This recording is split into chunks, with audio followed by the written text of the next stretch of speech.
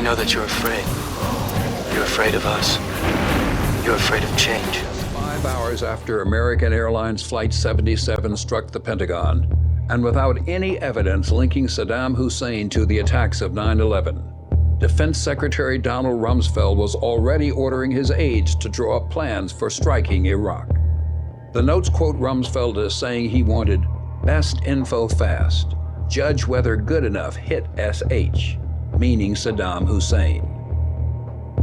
Go massive, Rumsfeld continued in the notes. Sweep it all up, things related and not. Soon after September 11th, Defense Secretary Donald Rumsfeld set up a small intelligence office in the Pentagon, the Office of Special Plans, to create the rationales for the already planned attack on Iraq, to convince people that Saddam Hussein possessed weapons of mass destruction and that he was linked to Al-Qeada and 9/11. The liberation of Iraq is a crucial advance in the campaign against terror. We've removed an ally of Al-Qeada. The main reason we went into Iraq at the time was we thought he had weapons of mass destruction. It turns out he didn't. It wasn't a failure of intelligence. It was the manipulation of intelligence to achieve a political goal. They were disciplined. They stayed on message. They marshaled all of their forces in this relentless public relations campaign to convince the American people that there was a threat from Iraq. It's day 4 of the Bush team's full-court press, giving speech after speech after speech, and issuing reports. The United States knows that Iraq has weapons of mass destruction. Any country on the face of the earth with an active intelligence program knows that Iraq has weapons of mass destruction. There is no doubt that Saddam Hussein now has weapons of mass destruction. There is no doubt that he is amassing them to use against our friends, against our allies, and against us. The choice is his. And if he does not disarm, the United States of America will lead a coalition and disarm him in the name of peace. Policy depends on deception and secrecy. Like every imperial policy in history, even dictatorships have taken great efforts, always to disguise what they're doing and why they're doing it to their own people.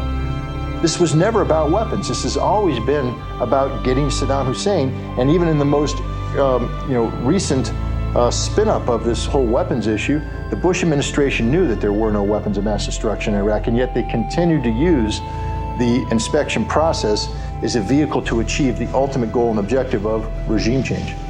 Part of the reason we went into Iraq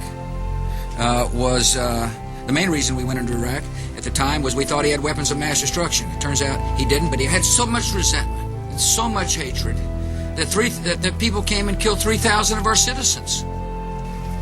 It just doesn't hold water as far as I'm concerned. The terrorists attacked us and killed 3,000 of our citizens.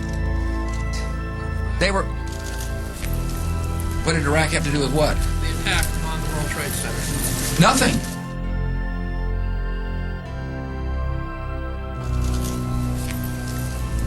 What did Iraq have to do with what? The attack on the World Trade Center. Nothing. These guys should be brought up on charges. There should be an investigation about whether these guys should be allowed to serve our country anymore. Because to me, it's criminal to say we're going to send our troops to war based on falsified intelligence, based on puffed up, exaggerated details. So successful was the propaganda campaign that by 2003, polls were showing that the vast majority of Americans believed the unfounded claims that Saddam Hussein was linked to 9/11 and that he possessed stockpiles of weapons of mass destruction.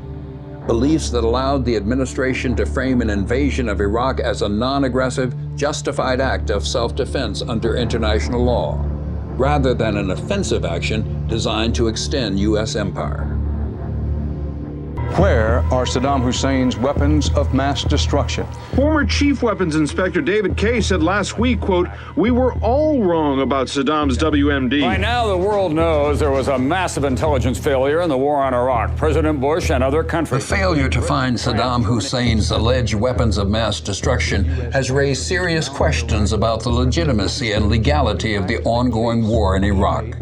But as both American and Iraqi casualties escalate, and as the conflict becomes more chaotic and deadly by the day, Debate within the United States continues to focus narrowly on whether American intelligence agencies provided accurate enough information to justify going to war.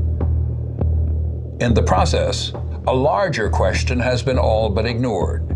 If the war was not about weapons of mass destruction, what is it really about? Pursuing this question forces us to consider a different story.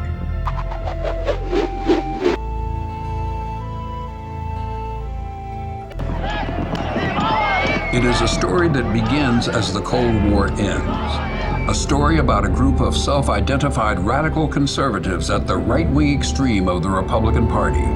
A group of intellectuals and policymakers who saw the fall of the Soviet Union and communism not as an opportunity to scale back America's Cold War military machine, but as an opportunity to build up its size and scale, to use military force more aggressively and unilaterally, to construct a new, unchallenged American empire.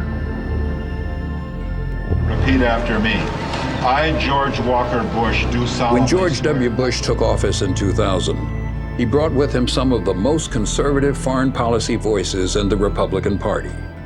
Chief among them were Vice President Dick Cheney, Secretary of Defense Donald Rumsfeld, and Deputy Secretary for Defense Paul Wolfowitz, all of whom had served together previously in the administrations of Ronald Reagan and George H.W. Bush.